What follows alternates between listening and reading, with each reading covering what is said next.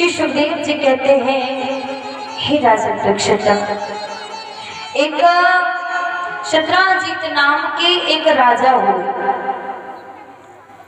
जो शत्राजीत नाम के राजा थे, उन्हें सूर्य भगवान की कृपा से एक सियमंतक मणि मिली हुई थी महाराज। जो सियमंतक मणि थी वो सूर्य की तरह चमकती थी। उसके अंदर एक खास बात थी मणि के अंदर, जो महाराज 8 भार सोना प्रतिदिन दिया करती थी। कितना सोना? 8 भार सोना प्रतिदिन दिया करती थी। कहते हैं 20 तोले का एक भार होता है। कहते हैं जो सूर्य के समान चमकती थी।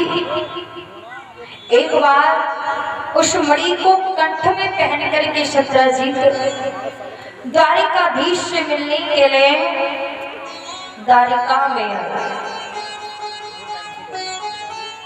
सभासदों ने देखा भगवान कन्हैया भी वहां पर विराजमान है।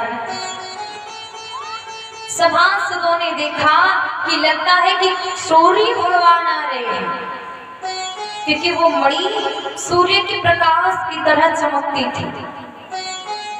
तो भगवान द्वारिकाधीश ने कहा कि अरे ये सूर्य भगवान नहीं बल्कि शत्राजीत जी हैं।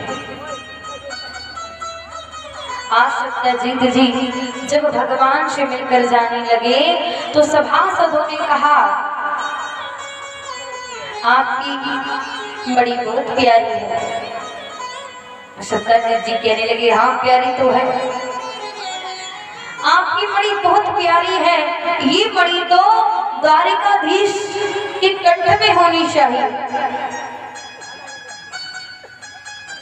क्योंकि ये बहुत ही बहुमूल्य वस्तु है और बहुमूल्य वस्तु उसी व्यक्ति के पास शोभा देती है जो महाराज इसकी रक्षा कर सके। और महाराज शत्राजीत जी को बड़ा बुरा लगा कि मणि हमारी और बात करने के हम द्वारिकाधीश को दे दें।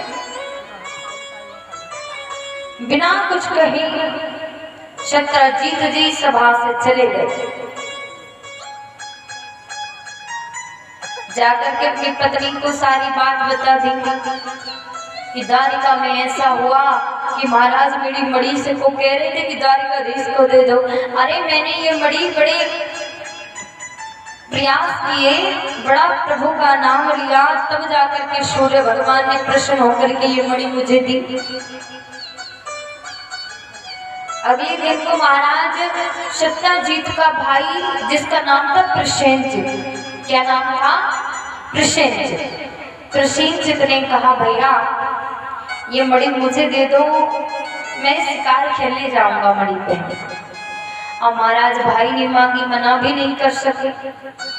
पता चला जब मणि सत्यजीत ने प्रसेनजित को दी तो उस मणि को कंठ में धारण कर प्रसेनजित जंगल में जब शिकार करने गए, ध्यान से सुनेगा, जब शिकार खेलने के लिए गए तो महाराज एक शेर का शिकार करना चाहा प्रसेनजित ने, लेकिन शेर का शिकार नहीं कर पाए, बल्कि एक शेर ने ही प्रसेनजित का शिकार कर दिया। जब प्रसेनजित का शिकार किया, वो जो मणि महाराज प्रसेनजित के कंठ में थी, वो मणि उस शेर के कंठ में फंस गई। और महाराज जब प्रसेनजित की वो मणि फंसी महाराज शेर के कंठ में, तो शेर इधर उधर दौड़ रहा था। उसी जंगल में महाराज जामवंत जी रहते थे। कौन रहते थे? महाराज जामवंत जी। जामवंत जी ने देखा कि आखिर ये प्रकाश आ कहां से रहा है। जामवंत जी आगे गए तो देखा वो प्रकाश महाराज शेर के मुख से आ रहा था। जामवंत जी ने उस शेर से युद्ध किया और शेर से जब युद्ध किया तो हम कहते हैं महाराज जामवंत जी ने उस युद्ध में शेर को परास्त कर दिया। शेर को मार दिया। अब महाराज वो मणि किसके पास पहुंच गई? जामवंत जी के पास। अब वो मणि जामवंत जी के पास पहुंची। जामवंत जी उस मणि को लेकर अपनी गुफा में पहुंच गए। जामवंत जी की एक पुत्री थी जिसका नाम था जामवंती। जो जामवंत थी, जामवंत जी अपनी पुत्री को बहुत प्रेम करते थे। वो मणि जामवंत जी ने अपनी पुत्री जामवंती को दे दी। जब मैया जामवंती को वो मणि दी तो कहते हैं मैया जामवंती उस मणि से खेला करे, क्योंकि बड़ी प्रकाशवान है वो मणि।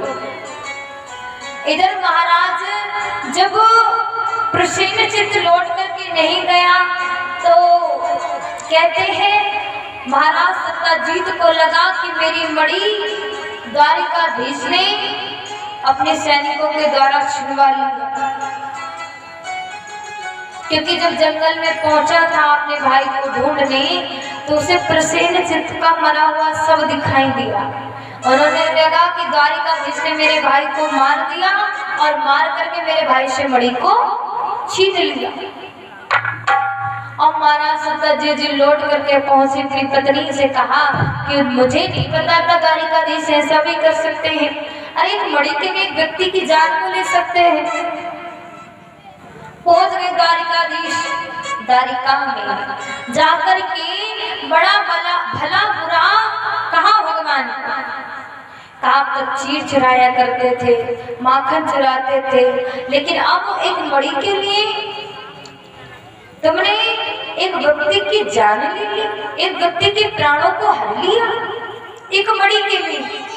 अब महाराज जैसे ये बात द्वारिका में फैली तो महाराज कहते ना कि व्यक्ति जिसके तरफ की बात कर दे ना, कोई बोल जाए तो सब व्यक्ति उसी की तरफ हो जाते हैं। अब भगवान कन्हैया पर ये झूठा आरोप लगा कि भगवान ने उसके भाई का वध कर दिया। भगवान ने कहा चाहे कछू है जाए, लेकिन हम अपने ऊपर से ये दोष मिटा कर रहेंगे। भगवान द्वारिकाधीश अपने सैनिकों को साथ लेकर के जब चले जंगल की ओर, जब भगवान जंगल की ओर चले तो उन्होंने देखा कि प्रसेनजित मरा पड़ा है। भगवान कन्हैया फिर आगे बढ़े तो क्या देखा? प्रसेनजित के बाद शेर मरा पड़ा है। जो शेर मरा पड़ा था, भगवान फिर आगे बढ़े तो क्या देखा? एक गुफा का द्वार देखा। जब गुफा का द्वार देखा तो भगवान उसी समय कहते हैं, भगवान कन्हैया ने कहा सुनो, तुम सब यहीं पर ठहरो, मैं गुफा में अंदर दिखता हूँ। जैसे भगवान ने अंदर गुफा में प्रवेश किया, कभी आप विचार करिएगा यदि हमारे घर में यदि हम अकेले हों तो कोई अचानक से हमारे घर में आ जाए तो महाराज भयभीत तो हो जाते हैं। अचानक से कोई पीछे से प्रवेश करे तो उस समय केवल मैया जामवंती और जैसी भगवान कन्हैया ने प्रवेश किया, मैया जामवंती डर गई और अपने पिता को आवाज लगा दी। महाराज जामवंत जी आ गए। जामवंत जी ने आकर के देखा, पहचान नहीं पाए और महाराज कहने लगे तुम कौन हो? इससे पहले भगवान बता पाते, उन्होंने भगवान पर हमला कर दिया। भगवान पर हमला किया, युद्ध चलता रहा, बहुत दिन तक युद्ध चलता रहा।